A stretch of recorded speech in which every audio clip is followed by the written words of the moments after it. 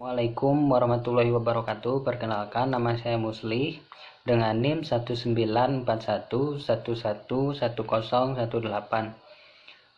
Saya dari program studi D3 Keperawatan semester 5 Universitas Muhammadiyah Sukabumi. Di sini saya akan menjelaskan dan juga mendemonstrasikan mengenai initial assessment.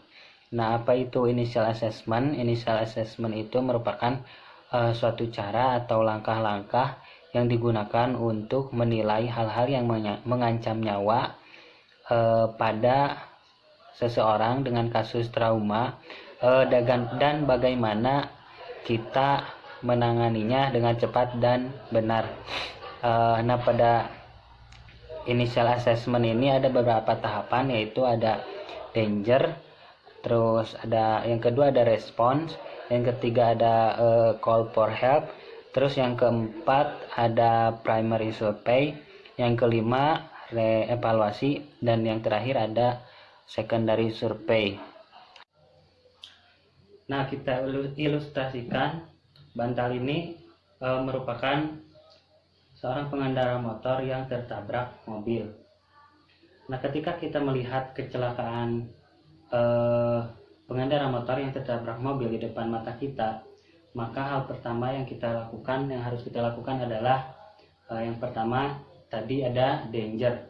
Nah, pada danger ini ada 3A yang harus kita lakukan. Yang pertama ada aman diri, aman lingkungan, dan aman pasien. Nah, pada aman diri ini pastikan bahwa diri kita itu aman sebelum kita melakukan pertolongan kepada pasien tersebut.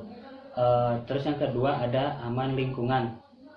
Nah, aman lingkungan di sini pastikan bahwa si pasien ini tidak dikerumuni oleh orang-orang di sekitar yang bisa menghambat proses pertolongan. Nah, yang ketiga ada aman pasien. Nah, aman pasien ini si pasien kan mengalami kecelakaan di jalan misalnya. Nah, pastikan pasien ini tidak tergeletak di tengah jalan yang bisa menghalangi lalu lintas yang ada. Nah, caranya kita harus memindahkan si pasien terlebih dahulu ke pinggir jalan untuk dilakukan pertolongan.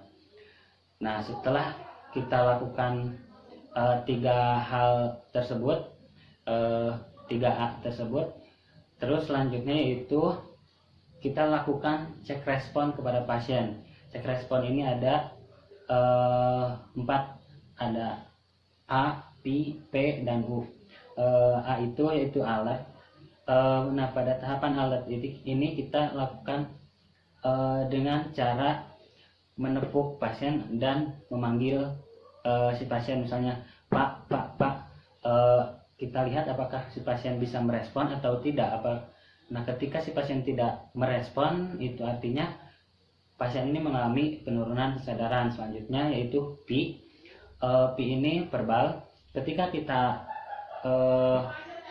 cek respon seperti barusan, apakah si pasien ini masih bisa menjawab atau tidak. Nah, selanjutnya itu ada P, pain. Pain ini kita lakukan cek respon dengan menstimulasi rasa nyeri terhadap si pasien dengan cara misalnya mencubit di bagian dada si pasien.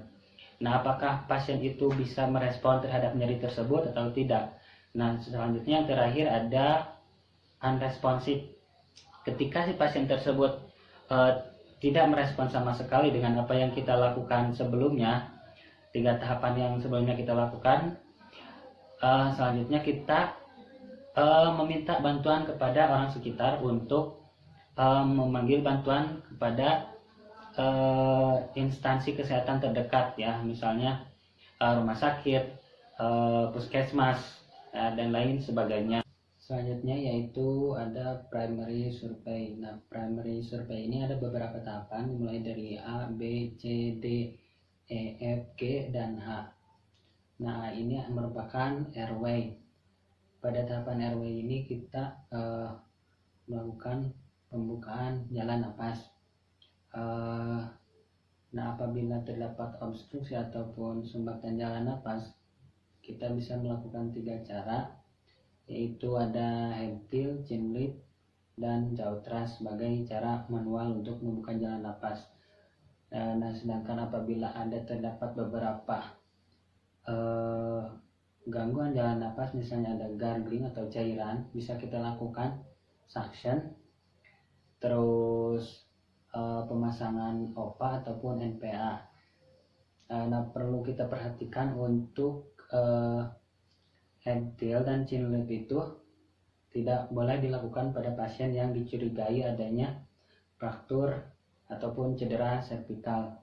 Nah, untuk Jautras bisa dilakukan pada pasien yang dicurigai adanya trauma servikal. Nah, indikasi curiga atau dicurigai adanya fraktur servikal ini ada beberapa. Yang pertama ada pasien itu mengalami multiple trauma. Terus yang kedua terdapat jejas ataupun luka di atas clavicula. Terus yang ketiga ada trauma kepala disertai penurunan kesadaran.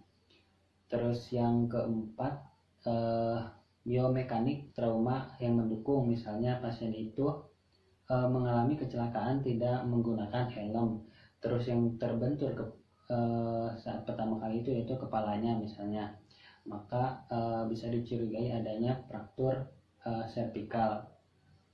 Selanjutnya yaitu pemeriksaan breathing. Pada breathing ini kita lakukan pemeriksaan dengan 3 cara, yaitu look, listen, and feel.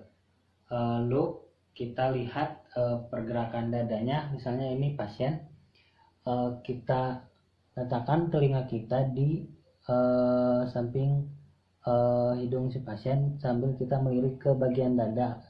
Kita lihat pergerakan dada pasien, terus sambil kita dengarkan suara napasnya dan juga rasakan hembusan napasnya.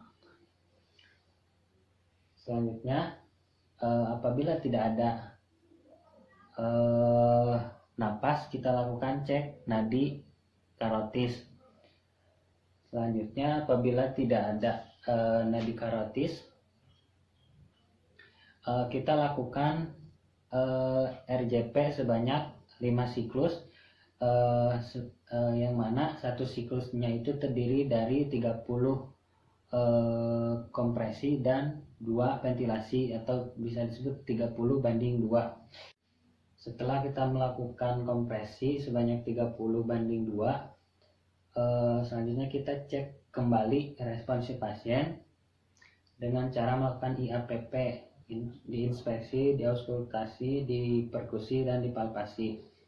Nah, selanjutnya pada pemeriksaan breathing kita lihat ke simetris dengan cara diinspeksi. Kita lihat kesimetrisan dada kanan dan kiri, terus deviasi trakea, terus yang ketiga ada pelebaran vena jugularis atau tidak, terus apakah terdapat luka jejas atau tidak.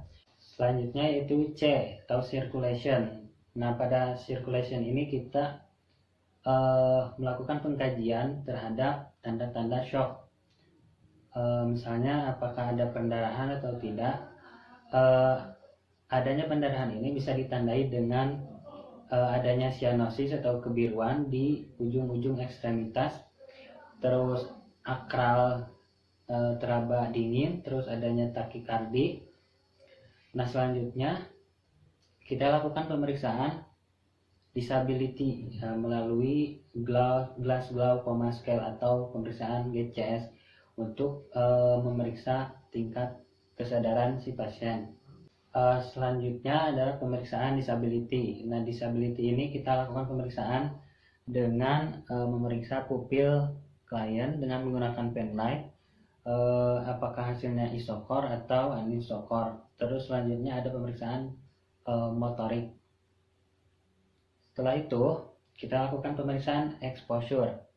Exposure ini kita buka pakaian pasien seluruhnya dengan tetap menjaga pasien ini tetap dipakaikan selimut agar tidak mengalami hipotermi. Terus selanjutnya yang F adalah polei kateter. Nah, perlu diperhatikan untuk pemasangan polei kateter ini tidak dianjurkan untuk pasien yang mengalami cedera pelvis dan juga femur ya. Cedera pelvis ini bisa ditandai dengan ataupun adanya obstruksi di bagian sistem urinaria, bisa ditandai dengan adanya darah yang keluar dari ujung uretra, terus adanya hematum di testis dan juga di dubur. Selanjutnya yaitu pemasangan gastric tube. Nah, pada gastric tube ini diindikasikan untuk pasien yang untuk mengurangi distensi, terus yang kedua ada mencegah aspirasi, yang ketiga yaitu untuk nutrisi dan obat. Kontraindikasi gastric tube ini atau NGT bagi pasien yang mengalami fraktur basis kranii itu sangat tidak dianjurkan untuk dilakukan pemasangan NGT karena ditakutkan selang NGT-nya itu masuk ke otak. Nah, alangkah lebih baiknya itu dilakukan pemasangan melalui oral ataupun mulut. Selanjutnya kita lakukan pemasangan heart monitor untuk memonitor nadi ataupun detak jantung si pasien. Nah, selanjutnya kita lakukan reevaluasi terhadap tindakan-tindakan yang sebelumnya telah kita lakukan, yaitu airway-nya, breathing, circulation, dan disability-nya. Selanjutnya kita lakukan pemeriksaan secondary survey. Nah, pada secondary survey ini kita lakukan pemeriksaan secara menyeluruh dari ujung rambut sampai ujung kaki dengan cara head to toe, pemeriksaan head to toe ya. Terus selanjutnya ada pemeriksaan finger in every orifice, atau kita mengecek seluruh bagian organ, rongga-rongga organ, misalnya mata, mulut, telinga, terus dubur dan lain-lain. Terus selanjutnya kita lakukan monitor tanda-tanda vital, ada tekanan darahnya, nadinya, respirasi, dan suhu. Selanjutnya ada anamnesa dan juga pemeriksaan penunjang. Nah, pemeriksaan penunjang ini berupa cek laboratorium ataupun CT scan ataupun X-ray dan lain-lain sebagainya. Mungkin cukup sekian yang bisa saya paparkan, kurang lebihnya saya mohon maaf. Terima kasih atas perhatiannya. Wabillahi taufiq wal hidayah. Wassalamualaikum warahmatullahi wabarakatuh.